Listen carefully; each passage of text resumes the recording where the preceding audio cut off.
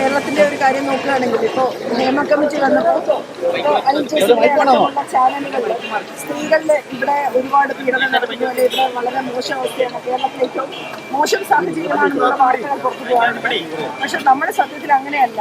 നമ്മൾ എന്തെങ്കിലും ഒരു പഴക്കമുണ്ടെങ്കിൽ, ചീത്ത ഒരു ശീലമുണ്ടെങ്കിൽ അതിനെ പ്രതിരോധിച്ച് അതിൻ്റെ മാറ്റങ്ങൾ വരുത്തി പുതിയ രീതിയിൽ മുന്നോട്ട് പോകുന്ന ആണ് നടന്നതെന്ന് ഇപ്പോൾ എല്ലാവർക്കും മനസ്സിലാവുന്നുണ്ട്. കാരണം നമ്മൾ ഒരു ഫൈറ്റ് മുന്നോട്ട് വെക്കുന്നത് അത് നടി ആക്രമിക്കപ്പെട്ട കേസിൽ ഉണർന്ന ഒരു കാര്യമാണ്. ഇപ്പം നിർഭയ വിഷയത്തിൽ ഇന്ത്യ വേറൊരു തരത്തിൽ ഉണർന്നെങ്കിൽ ഇത് അവിടെ നിന്ന് WCC ഏറ്റെടുത്ത ഒരു സമരം, അത് ഹേമ കമ്മിറ്റി വന്നു, അതിനകത്തുനിന്ന് ഊർജ്ജം ഉൾക്കൊണ്ട് എല്ലാവരിലും പകർന്നിട്ടുള്ള, അത് സ്ത്രീകൾക്ക് മാത്രമല്ല പുരുഷനും സ്ത്രീകളിലും വന്നിട്ടുള്ള ഒരു വലിയ ഉണർവാണ് ഇന്ന് ഈ മാറ്റത്തിലേക്ക് വന്നിട്ടുള്ളത്. ഈ ജയം തീർച്ചയായിട്ടും സ്ത്രീകൾ മാത്രം നടത്തിയ ഒരു ഫൈറ്റ് അല്ല, പുരുഷന്മാരുടെയും കൂടെ ഫൈറ്റ് ആണെന്ന് ഞാൻ പറയും. ഉന്നയിച്ച ആരോപണമല്ല, സ്ത്രീകളെ മുന്നിൽ നിർത്തിയാണ് പലപ്പോഴും ആരോപണങ്ങൾ പലരും ഉന്നയിച്ചിട്ടുള്ളത്. അതെല്ലാം കാറ്റിൽ പറത്തിക്കൊണ്ട് ഈ ജയം വലിയ സന്തോഷത്തോടെ സ്വീകരിക്കുന്നു.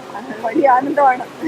കുക്കുവും ശ്വേത പ്രസിഡന്റ് ആവുന്നു, കുക്കു ജനറൽ സെക്രട്ടറി ആവുന്നു, ജോയിന്റ് സെക്രട്ടറി ആയിട്ട് അൻസിബ വരുന്നു, വൈസ് പ്രസിഡന്റായിട്ട് മറ്റൊരു പെൺകുട്ടി ലക്ഷ്മിപ്രിയ വരുന്നു. എത്ര സീറ്റിലേക്കാണ് സ്ത്രീകൾ മീനാക്കുറപ്പ് ജയിച്ചിരിക്കുന്നത്, സരയു ജയിച്ചിരിക്കുന്നത്. അപ്പോൾ അവിടെ നോക്കുമ്പോൾ ഇത്രയും ചരിത്രത്തിലാദ്യമായിട്ട് പുരുഷന്മാരുടെ മാത്രം പേരെഴുതിയിരിക്കുന്നത് എല്ലാം മെയിൻ സീറ്റ് അടക്കം എത്രയോ സ്ത്രീകളാണ് നിലയായിട്ട് വരുന്നത്. വലിയ പ്രതീക്ഷയാണ്. ഇനി അവര് ആ സപ്പോർട്ട് ഇവിടെ കൊണ്ട് തീരരുത്. എല്ലാവരെയും സപ്പോർട്ട് ഉണ്ടെങ്കിൽ ഇനിയും ഷോസ് ഒക്കെ നടത്താൻ പറ്റുള്ളൂ. അത് മുന്നേറ്റമാക്കി മാറ്റണം.